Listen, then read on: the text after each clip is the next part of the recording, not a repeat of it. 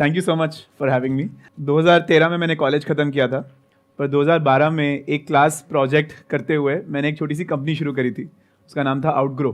College में ही शुरू करी थी अपने एक फ्रेंड के साथ, एंड 10 साल हमने वो कंपनी चलाई थी। और वो जो कंपनी शुरू हुई थी वो एक एज अ क्लास प्रोजेक्ट शुरू हुई थी। टीचर ने हमें एक प्रोजेक्ट दिया, उस प्रोजेक्ट को हमने किया, वो प्रोजेक्ट एक प्रोडक्ट बन गया, प्रोडक्ट एक कंपनी बन गया, और 10-11 साल हमने वो कंपनी चलाई। तो जब 10 साल हो गए थे और कंपनी चला चला के हम थोड़ा सा बोर हो गए थे, तो हम सोच रहे थे कि नेक्स्ट काम क्या करें। तो तब हमने सोचा कि यार उस क्लास ने हमारी ज़िंदगी चेंज कर दी थी, उस प्रोफेसर ने हमारी ज़िंदगी चेंज कर दी थी। अपने कॉलेज के टाइम मैंने 40 क्लासेस ली थी, तो उसमें सिर्फ एक क्लास मेरे लिए कुछ कर पाई थी, मेरे को ऐसी फीलिंग थी। तो मैं ये चाहता था कि एक ऐसा कॉलेज बनाया जाए जहाँ पे सारी की सारी क्लासेस वैसी उस क्लास की तरह हों, जहाँ से हर बच्चे की लाइफ चेंज हो सके, जहाँ पे कोई किताबें, कोई एग्ज़ाम्स, कोई मार्क्स, कोई स्कोर्स, कोई रैंक, वो कुछ ना हो, पर आप करके सीखो। तो उस आइडियोलॉजी के साथ हमने मास्टर्स यूनियन शुरू किया था 3 साल पहले। और अब मास्टर्स यूनियन एक बिजनेस स्कूल है जहाँ पे बच्चे MBA पढ़ते हैं, BBA पढ़ते हैं, कुछ बच्चे ऑनलाइन कोर्सेज करते हैं। एंड हमारा ये रहता है कि हर क्लास बिल्कुल हैंड्स ऑन तरीके से पढ़ाई जाए। तो आपका जो बी स्कूल है उसका मेन टारगेट क्या है? इज इट कि आपको एंटरप्रेन्योर्स क्रिएट करना है, या फिर एंटरप्रेन्योरशिप के लिए एक इंसान को तैयार करना है, या फिर उसकी अच्छी प्लेसमेंट हो जाए? What's your main goal? Actually main goal ये है कि जिस तरीके से आज के दिन एक क्लास में पढ़ाई होती है वो ठीक नहीं है। आज के दिन क्या होता है कि 60 स्टूडेंट्स बैठे हैं एक क्लास में, टीचर सुबह 8 बजे आया, उसने कुछ तो बोला, बच्चों ने कुछ तो सुना, आधों ने नहीं सुना, आगे की जो 2 लाइन है उन्होंने सुना, पीछे वाले सो रहे हैं। उसके बाद 6 महीने बाद एक एग्ज़ाम होगा, एग्ज़ाम के एक रात पहले सारे पढ़ लेंगे, एग्ज़ाम के एक दिन बाद सब भूल जाएंगे। तो ये एजुकेशन नहीं है, ये सिर्फ फाइल पूरी हो रही है कि चलो ये क्लास हो गई, बच्चे ग्रेजुएट हो गए, उसके बाद जॉब मिले ना मिले, कंपनी बने ना बने, कोई फ़र्क नहीं है किसी को। That is the problem with education today. People agree with me? हम मास्टर्स यूनियन को इसलिए बना रहे हैं ताकि हम एजुकेशन को थोड़ा सा चेंज कर सकें। हम एजुकेशन में जो इन्वेस्टमेंट करते हैं वो हमारी लाइफ की शायद सेकंड सबसे बड़ी इन्वेस्टमेंट होती है आफ्टर घर, पर उससे हमें कोई रिटर्न ही नहीं मिलता। जो हम BCom पढ़ते हैं, BBA पढ़ते हैं, BA पढ़ते हैं, इवन BTech भी पढ़ते हैं, वो पढ़ाई है ही नहीं। मेरे को जेन्युइनली ऐसी फीलिंग है। मैं तो एक दुनिया के टॉप कॉलेज में पढ़ा हूँ जी, उसका नाम UPenn है, वॉटन सुना होगा आपने। वहाँ पे भी मैं आपको कह रहा हूँ कि 40 में से 39 क्लासेज में मैंने नहीं सीखा ज़्यादा कुछ। उसी एक क्लास में सीख पाया जहाँ पे हाथ से मैंने सीखा, खुद करके काम। किताबों से नहीं सीखा, एग्जाम से नहीं सीखा, लेक्चर स्लाइड से नहीं सीखा, प्रोजेक्टर से नहीं सीखा, व्हाइट बोर्ड ब्लैक बोर्ड से नहीं सीखा, खुद करके कुछ सीखा। मैंने आपकी वेबसाइट देखी तो वहाँ पर आप हाईलाइट कर रहे हैं कि हमारा एवरेज जो एनुअल पैकेज है वो इतना है जी। तो उसके पीछे क्या रीज़न है? Why are you highlighting that then? हम कह रहे हैं कि यदि हमारा जो एक्सपेरिमेंट है कि हम नई तरीके की एजुकेशन ला रहे हैं, ये सक्सेस है कि फेलियर है, वो चेक करने के सिर्फ 2 ही तरीके हैं कि क्या बच्चे की अच्छी प्लेसमेंट हो रही है, नंबर 1, एंड नंबर 2, क्या कुछ बच्चे जेन्युइनली एंटरप्रेन्योरशिप की तरफ जा पा रहे हैं। कितने बच्चे हैं जिनकी प्लेसमेंट होती है और कितने ऐसे हैं जो अपना कुछ स्टार्टअप करते हैं या अपना बिजनेस करते हैं? किसी एक नॉर्मल कॉलेज में देखा जाए तो वहाँ पे मान लीजिए 100 बच्चे हैं, तो 30 की प्लेसमेंट होती है, 10 अपने फैमिली बिजनेस को ज्वाइन करते हैं, और to be honest and this is the sad truth, 60 कुछ नहीं करते। You are not talking about the top B schools, you are talking about I'm like talking about average. Top में यदि देखा जाए, IIMs में देखा जाए तो 100% प्लेसमेंट होती है। राइट। हमारे केस में आप लेके चलिए 85% प्लेसमेंट होती है, 5% लोग अपने फैमिली बिजनेस को ज्वाइन करते हैं, और 10% बच्चे अपनी खुद की कंपनी शुरू करते हैं। और कंपनी शुरू करने का मतलब कि बिफोर ग्रेजुएशन उनके पास एटलीस्ट एक राउंड ऑफ फंडिंग किसी एक VC से है। Please correct me if I am wrong, आपकी वेबसाइट पे लिखा हुआ है कि एवरेज जो पैकेज है that's around 25 lakh per annum, right? नहीं, इस साल रहा है 33 लाख। और ये एवरेज है, दिस इज नॉट मीडियन। हमारा मीडियन हमारे एवरेज से ±5% पे रहता है। But how is that possible? क्योंकि अगर हम आउटलायर्स को हटा दें, क्योंकि कुछ बच्चे होंगे जिनका बहुत बड़ा पैकेज लगा होगा, मानो 1 करोड़ का लग गया या 50 लाख का लग गया। बॉटम 5% को लेते ही नहीं है। हमारे ना कुछ रूल्स रहते हैं, इसका रूल्स का नाम होता है IPRS। ये गवर्नमेंट के कुछ रूल्स हैं प्लेसमेंट्स को रिपोर्ट करने के लिए। उसमें टॉप 5% और बॉटम 5% जो बच्चे होते हैं उनको आप काउंट ही नहीं करते हैं। तो जो आउटलायर्स होते हैं वो एवरेज में या मीडियन में आते ही नहीं है। तो this is kind of a surprise for me.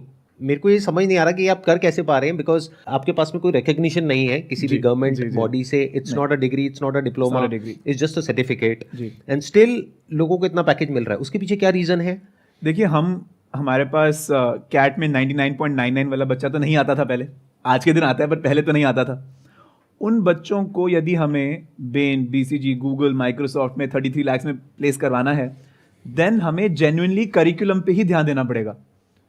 जो इनपुट हम बच्चे को दे रहे हैं क्लास के अंदर, उस पर ध्यान देना पड़ेगा, क्योंकि बच्चा तो हमारे पास बहुत ग्रेट नहीं है, पर उसको ग्रेट बनाना है।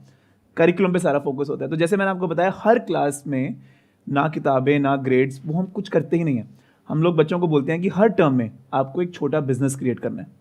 सो टर्म 1 जो होती है हमारी, उसमें हर बच्चे को अपना एक ड्रॉप शिपिंग ई-कॉमर्स बिजनेस बनाना है। और सब एक ही बिजनेस करते हैं या सब अलग अलग करते हैं? 5-5 के ग्रुप्स में हाँ, सारे अलग अलग बिजनेस करते हैं। अच्छा। जैसे 200 बच्चे हैं तो 40 या 50 ग्रुप्स बनते हैं।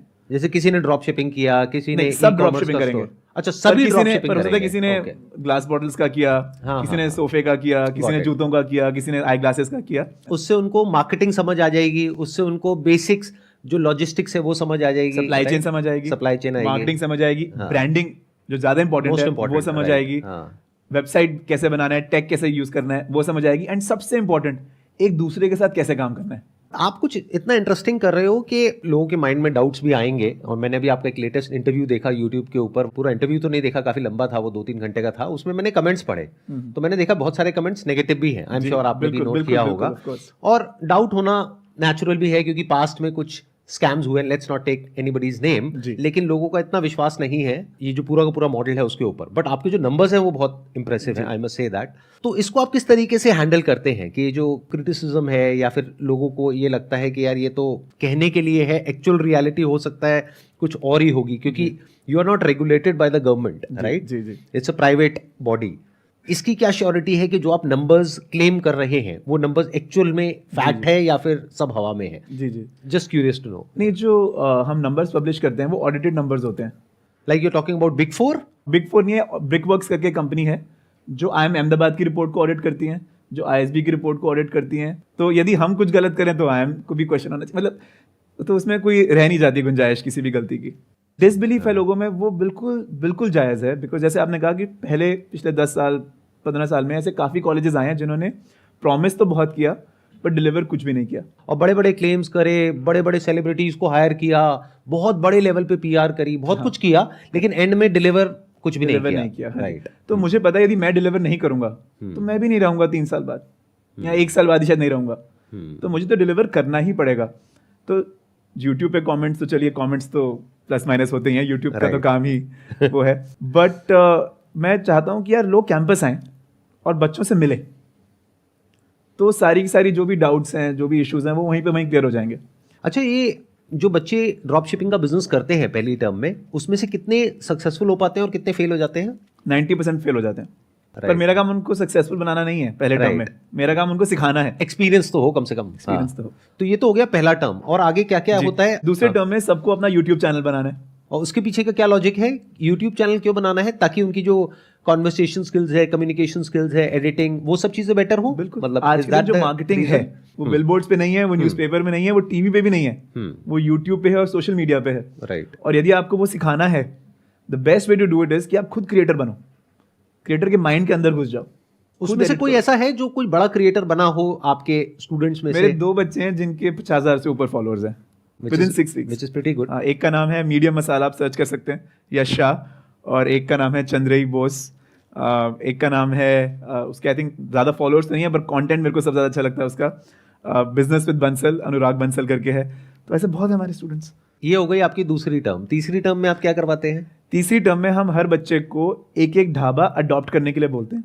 इन द सेंस, मैं समझा नहीं, अडॉप्ट करना है मतलब क्या? मान लीजिए एक ढाबा है, उनके मेन्यूज को स्टडी करेंगे, उनकी वेबसाइट, इंस्टाग्राम सबको स्टडी करेंगे, और 1 महीने में उसको पूरा ओवरहॉल करेंगे, उनको कंसल्टिंग देके कि आप कैसे कैसे अपना रेवेन्यू या अपनी बॉटम लाइन, अपना प्रॉफिट इंक्रीज कर सकते हो।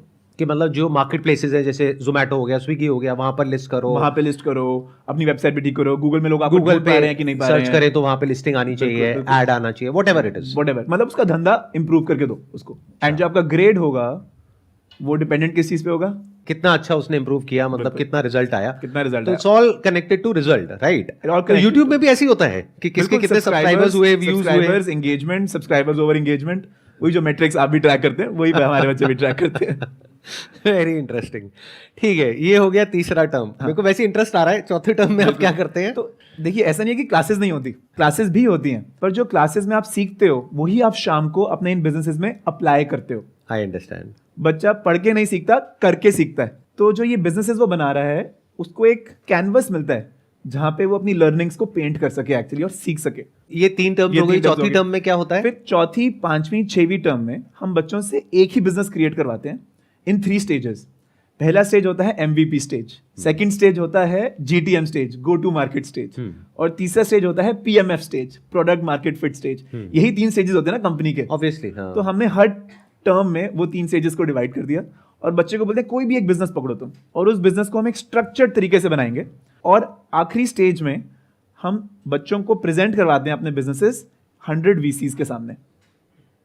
ये पूरी वीडियो अभी YouTube पे आएगी, जिसमें हमारे 10 टॉप फाइनलिस्ट्स 100 VCs को अपने आइडियाज पिच कर रहे हैं, और VCs उधर के उधर बच्चों को स्पॉट ऑफर्स दे रहे हैं।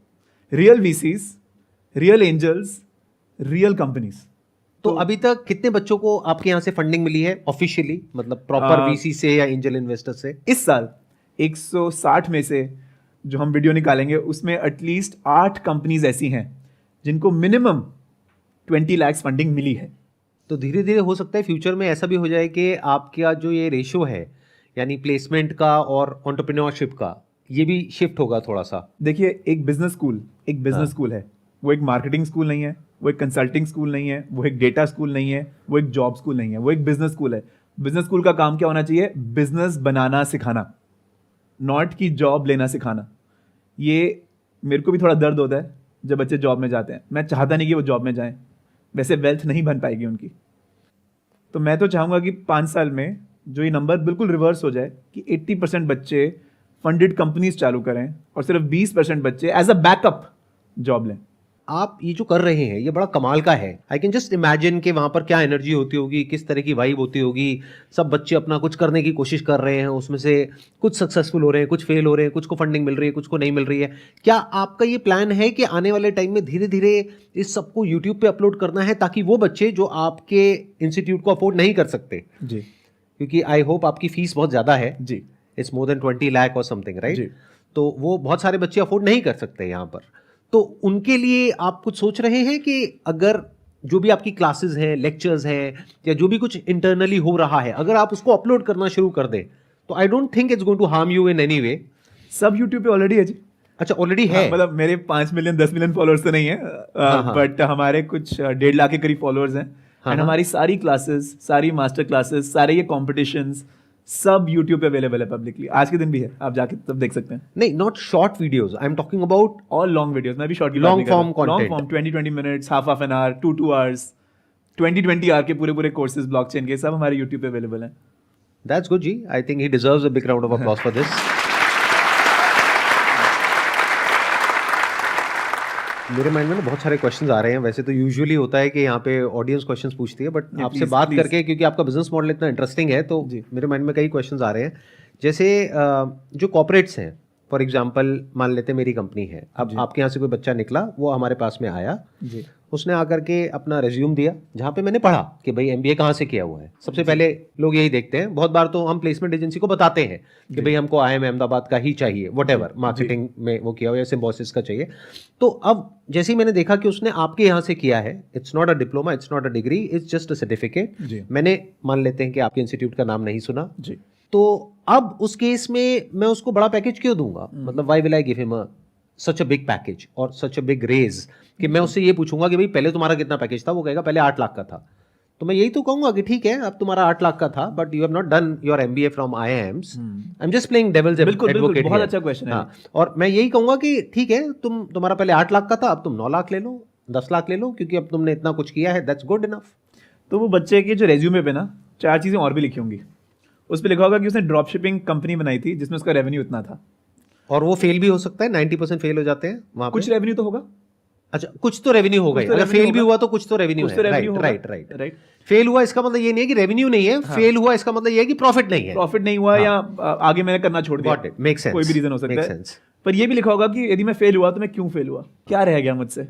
और मैंने क्या सीखा उस एक्सपीरियंस से। हाँ। दूसरी लाइन में लिखा होगा मैंने यूट्यूब चैनल बनाया जिसमें मेरे सिर्फ 50 ही फॉलोअर्स बन पाए, पर इन 50 फॉलोअर्स से मैंने बहुत कुछ सीखा। फिर तीसरा लिखा होगा मैंने ये सोलगप्पा करके कंपनी बनाई जिसमें मैंने अपने 3 गोलगप्पे की रेडियां लगाई, पैसे कमाए, वहाँ पे जो गुड़गांव की डेवलपमेंट अथॉरिटी है उन्होंने मेरा आके ले भी लिया, फिर मैं वहाँ गया, वहाँ से मैंने उसको रिट्रीव किया। ये सब भी लिखा होगा।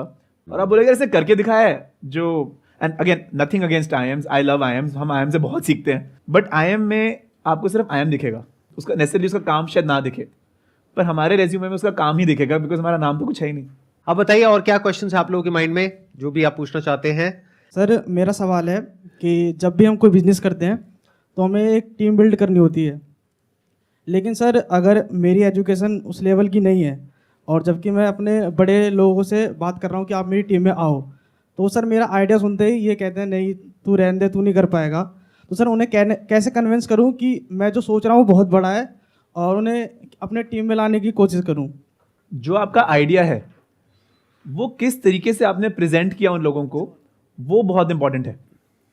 यदि आपने अपना आइडिया बोला मेरे को ये करना है, मेरे को ना यार ये काले रंग के जूते बेचने हैं, करेगा मेरे साथ, तो आपने कॉन्फिडेंस नहीं इंस्पायर किया, उस बंदे को आप पे बिलीव नहीं अभी। पर यदि आपने पूरी रिसर्च करी हो, अपनी 10 पेज की रिपोर्ट बनाई हो, 20 पेज की रिपोर्ट बनाई हो जिसमें लिखा हो कि यार इंडिया में काले जूतों की मार्केट 10,000 करोड़ की है, आज के दिन ये 4 कंपनियां हैं जो बहुत बढ़िया कर रही हैं, पर गुजरात में ऐसी कोई कंपनी नहीं है जो काले जूते वहां पे अच्छे दाम में बेच रही है। तो मुझे ऐसा लगता है कि हम लोग चाइना से इंपोर्ट करके गुजरात में ऐसे जूते बेच सकते हैं और वहां पे हम 20 से 25% प्रॉफिट कमा सकते हैं। इतनी इन्वेस्टमेंट की जरूरत पड़ेगी। थोड़ी डेप्थ में यदि आपने रिसर्च करी हो और उसको आप एक स्ट्रक्चर्ड तरीके से अपने दोस्तों को या बड़ों को प्रेजेंट करो तो उनको भी कॉन्फिडेंस आएगा, हाँ लड़के में बात तो है, बात तो ठीक बोल रहे हैं, ठीक है। तो इट्स ऑल्सो अबाउट कि अपने आइडिया को आप किस तरीके से प्रेजेंट कर रहे हो, तभी दूसरे बंदे को आप पे बिलीफ होगा ना। अदरवाइज आपने बोल दिया यार नहीं मेरे को तो टी शर्ट बनानी है, टी शर्ट का बिजनेस चालू करते हैं, भाई क्यों करते हैं? नहीं यार टी शर्ट्स की मार्केट बहुत ग्रो हो रही है, 20% एवरी ईयर टी शर्ट्स की मार्केट ग्रो हो रही है, देखो कितने कितने ब्रांड्स आ गए, कितने कितने ब्रांड्स का कितना कितना प्रॉफिट है, सब इतना बढ़िया कर रहे हैं। और मेरे को समझ आ रही है कि ये गैप है मार्केट में जहाँ पे ये बटन वाली टी शर्ट्स नहीं मिलती हैं, जो भी है ये बनाते हैं। डेप्थ में आपने रिसर्च करी हुई है तो दूसरे बंदे को कॉन्फिडेंस आएगा। आपका क्वेश्चन ये है कि जब आप किसी से ऐसे से बात करते हैं जो आपसे ऊपर वाले लेवल पे है, इन द सेंस ऊपर लेवल का मतलब क्या हुआ, या तो उसके पास में आपसे ज़्यादा एक्सपीरियंस है, या वो आपसे ज़्यादा पढ़ा लिखा है, या उसके पास में आपसे ज़्यादा पैसा है। अब ऐसे किसी इंसान से आप बात कर रहे हैं कि ये मेरा आइडिया है, इसमें मेरे साथ में आकर के जुड़ जाओ, मेरी टीम में आ जाओ और हम मिल करके ये करेंगे वो करेंगे। तो अगर कोई भी इंसान होगा उसकी जगह पे, मान लेते मैं भी हूं, तो मैं भी आपके साथ में नहीं जुड़ूंगा तब तक जब तक कि आप खुद कुछ नहीं कर लेते। जैसे whatever you are thinking कि मुझे ये करना है वो करना है वो करना है, एटलीस्ट कुछ करो तो सही, और वहां पे कुछ ट्रैक्शन नजर आएगा, तब एज एन इन्वेस्टर मैं उसमें पैसा लगाऊंगा, या मैं आपकी टीम में जुड़ूंगा, या मैं पहले पूछूंगा आपसे कि भाई क्या हो रहा है, कोई सेल है, कुछ ग्राउंड लेवल पे एक्चुअल में काम हुआ है, या सब हवा में ही है। Idea is not important, take my word for it. Ideas तो आप गूगल पे जाओ आपको 1000 मिल जाएंगे, और चैट जीपीटी पे जाओ अनलिमिटेड आइडियाज मिलते रहेंगे। एक एक आइडिया के ऊपर प्रोजेक्ट रिपोर्ट भी बना लो, वो बना के भी दे देगा आपको पूरा का पूरा। तो वो इंपॉर्टेंट नहीं है, इंपॉर्टेंट ये है कि एक्चुअल में आपने किया क्या है।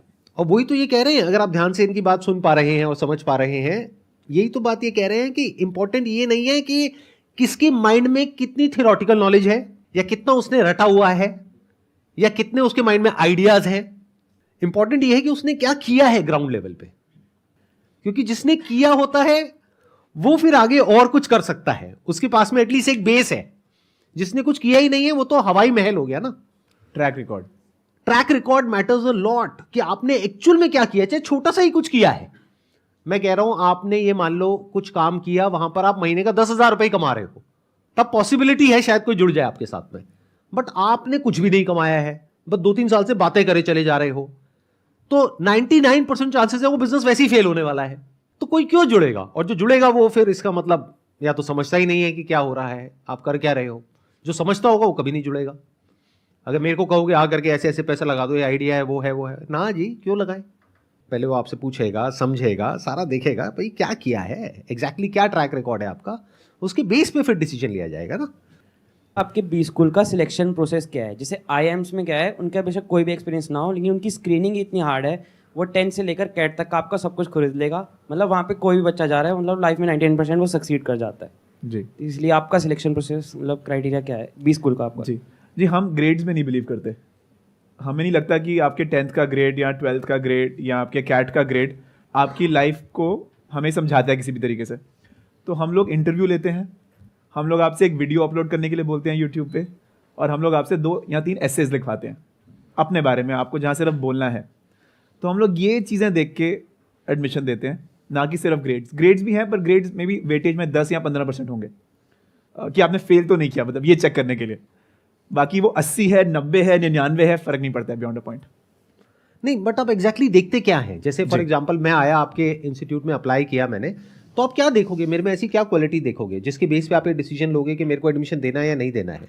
सबसे इंपॉर्टेंट एक चीज़ जो हम एसेज भी पूछते हैं, जो हम वीडियोस भी आपसे करवाते हैं, उसमें ये चीज़ कि क्या आप ट्रेनेबल हैं, कि क्या आपका एक ओपन माइंड है कि जो हम आपको बताएंगे आप हमारी सुनेंगे। सबसे बड़ी प्रॉब्लम जो हमें नज़र आती है कभी कभी कई स्टूडेंट्स में, कि हम बोल रहे हैं, हम सिखा रहे हैं, पर नहीं, मेरे को तो वही करना है जो मैंने सीखा है, मैं तो वैसे ही करूँगा। कुछ माइंडसेट बिल्कुल फिक्स्ड होते हैं लोगों के। मेरे लिए सबसे इंपॉर्टेंट 90% चीज़ ये इंपॉर्टेंट है कि क्या वो बंदा जो मैं उसको समझाने की कोशिश कर रहा हूँ, क्या वो उसको समझने के लिए रेडी भी है, क्या वो ट्रेनेबल है। यदि कोई ट्रेनेबल है तो आप उसको जीरो से हीरो बना सकते हो, और यदि कोई ट्रेनेबल नहीं है तो वो हीरो ज़्यादा तक रहेगा ही नहीं। और ये कैसे डिसाइड होता है कि वो ट्रेनेबल है या नहीं है? मतलब क्या क्वालिटीज आप देखते हो? मान लीजिए आपने कभी यूट्यूब पे वीडियो नहीं डाली, ठीक है, और एक ऑप्शनल क्वेश्चन हम पूछते हैं कि आप बताइए कि यदि आपके पास 100 करोड़ हो तो आप कौन सी कंपनी में इन्वेस्ट करोगे, इसके ऊपर एक वीडियो बनाओ यूट्यूब पे डाल। आपने कभी यूट्यूब पे वीडियो नहीं डाली है पहले लाइफ में, तो काफ़ी लोग वो ऑप्शनल क्वेश्चन करते ही नहीं है। पर जिन 10% ने वो ऑप्शनल क्वेश्चन कर लिया, अपने कंफर्ट जोन से बाहर जाके कुछ नया ट्राई किया, वो शो करता है मेरे को, कुछ एक सिग्नल भेजता है वो मेरी तरफ कि हाँ यार ये कुछ तो है। अब हम ऐसे लिखने के लिए बोलते हैं, हम 3 ऐसे लिखने के लिए बोलते हैं, उसमें से लास्ट वाला ऑप्शनल होता है, पर वो ऑप्शनल है नहीं एक्चुअली। वहां आपने सिर्फ ऑप्शनल लिखा हुआ है, बट देखने के लिए कि कौन 3 लिखता है, कौन 1 लिखता है, कौन 2, मतलब कौन है जो थोड़ा एक्स्ट्रा इनिशिएटिव ले रहा है। एक क्वेश्चन, हाँ, एक तो ये हो गया। एक क्वेश्चन हम पूछते हैं, ये हमने पहले साल में किया था, उसके बाद हमने क्वेश्चन चेंज करते रहे। पहले साल में हमने क्वेश्चन पूछा कि why does my table creek. ये क्वेश्चन है कि why does my table creek, मेरे टेबल से आवाज़ क्यों आती है। अब काफ़ी लोग इस क्वेश्चन पे बिल्कुल स्टम्प्ड हो जाएंगे कि ये क्या क्वेश्चन है, क्या स्टूपिड है, इसका कोई मतलब ही नहीं है। पर कुछ लोग उसको फिलोसॉफिकली देखेंगे, कुछ लोग उसको क्रिएटिवली देखेंगे, कुछ लोगों के माइंड में उससे कुछ तो इलेक्ट्रिसिटी जागेगी और फिर उसके बारे में कुछ लिखेंगे। वो दिखाता है ओपननेस ऑफ माइंड, वो दिखाता है ओपननेस ऑफ न्यू आइडियाज। तो अभी कोई आपका रिटन टेस्ट नहीं होता है जैसे कैट होता है, उस तरह का कोई टेस्ट नहीं होता है आपका? हमारा एक रिटन टेस्ट होता है, पर वो ऐसे मल्टीपल चॉइस 3 आउट ऑफ 4 हमारे जो क्वेश्चंस होते हैं उसका कोई राइट आंसर ही नहीं है। Open for interpretation, open for interpretation. हम देखना चाहते हैं आप सोचते कैसे हो, कोई भी गलत और ठीक नहीं होता। मतलब टिक नहीं होता उसमें, है कि आप लिखो। कभी टिक वाले भी होते हैं, पर टिक में भी हमें ये समझ आती है कि आप आदमी कैसे हो। उसमें A B C D हम पूछेंगे यार क्वेश्चन, जैसे फॉर एग्जांपल क्वेश्चन होगा, मान लीजिए आप गाड़ी चला रहे हैं और ब्रेक फेल हो गई आपकी, और लेफ्ट साइड में एक डॉग है और सामने एक 99-year-old वुमन है, ठीक है, और आप दोनों में से एक को ही बचा सकते हो, तो किसको बचाओगे? अगर ये क्वेश्चन आपसे पूछा जाए आप क्या जवाब दोगे? Just curious to know. मतलब बहुत इंटरेस्टिंग है ये और थोड़ा कंट्रोवर्शियल भी है, तो मतलब आपका क्या जवाब होगा, किसको बचाओगे आप? ये तो आपने गलत क्वेश्चन आई थिंक मैं बोलता कि मैं जवाब देता कि डिपेंडेंसी किस पे किसकी ज़्यादा है। मान लीजिए जो 99-year-old वुमन है, क्या कोई ऐसे लोग हैं जो उन पर डिपेंडेंट हैं? मान लीजिए उनकी कोई फैमिली नहीं है, कोई कुछ नहीं है, तो शायद मैं ऐसा डिसीजन लूँ। पर जो डॉग है, मान लीजिए उस डॉग से कोई एक बच्चा बहुत ज़्यादा प्रेम करता है, या उस डॉग की भी एक फैमिली है, या कोई भी ऐसे, तो मैं देखूंगा कि डिपेंडेंसी किसकी ज़्यादा है, उसके बेसिस में डिसीजन लूंगा। तो ये मेरी जस्टिफिकेशन है। आप मान सकते हैं, आप नहीं मान सकते। कोई और है जो इसमें कुछ बोलना चाहेगा कि मतलब अगर आपको चूज करना पड़ता तो आप क्या करते? हाँ, आप बताइए। अब उस समय सोचने का टाइम तो नहीं मिलेगा ना हमें, मतलब उस समय जो हम कर रहे हैं बिल्कुल, तो ये भी एक आंसर है, राइट? सोचने का टाइम तो मिलेगा ही नहीं, बिल्कुल। मतलब जहाँ घूमेंगे हम तो घुमा जैसे मैंने कहा कोई गलत ठीक है ही नहीं इसमें, मैं गलत हूँ, मेरा जवाब गलत है, मैंने मान लिया आपकी बात। हाँ। और हो सकता है कि जो फिर ऐसे रीड कर रहा है वो सोचे कि यार अच्छा मेरे को ऐसा बंदा चाहिए कि नहीं चाहिए। जैसे मेरा क्वेश्चन एनालिटिकली ठीक था बट प्रैक्टिकली बिल्कुल गलत था, यही आप कहने की कोशिश कर रहे हैं ना? जी जी। तुमने मैथमेटिक्स तो लगा दी, पर प्रैक्टिकली तो तुम्हारा आंसर बिल्कुल गलत है. अब now as the checker of the essay, जो एडमिशंस में मेरा कंसल्टेंट है, वो बोलेगा यार कि यार मेरे को ऐसे बंदे चाहिए ही नहीं जो सिर्फ एनालिटिकली सोचते हैं और प्रैक्टिकली नहीं सोचते, इसलिए प्रथम को रिजेक्ट कर दिया जाए. बिल्कुल ठीक है. तो आप बेसिकली उसकी साइकी देख रहे हो, if I am not wrong, right? कि जो psyche. जो बंदा है उसका दिमाग कितना खुला हुआ है, इज ही और she open for new ideas, new learnings, new experiences, तभी वो कुछ नई स्किल्स एक्वायर कर सकता है, तभी वो उससे बेटर हो सकता है जैसा वो आ रहा है. बिल्कुल. एक और चीज़ हम चेक करने की कोशिश करते हैं कि उसकी लाइफ में क्या अप्स एंड डाउन्स रहे हैं, क्योंकि जो आपकी लाइफ के डाउन्स होते हैं ना, वो आपका कैरेक्टर बहुत बनाते हैं. तो हम एक क्वेश्चन पूछते हैं कैसे में कि अपनी लाइफ का लोएस्ट पॉइंट बताइए हमें, लोएस्ट पॉइंट. और उसमें कई बड़ी इंटरेस्टिंग स्टोरीज निकल कर आती हैं जिससे हमें आपकी साइकी की इंसाइट मिलती है कि आप आदमी एक्चुअली हो कैसे. तो उसमें लोग बताते हैं I lost a parent, maybe I lost a business, maybe I saw my parent lose a business. बड़े इंटरेस्टिंग आंसर्स आते हैं. कई इंटरेस्टिंग आंसर्स नहीं भी आते.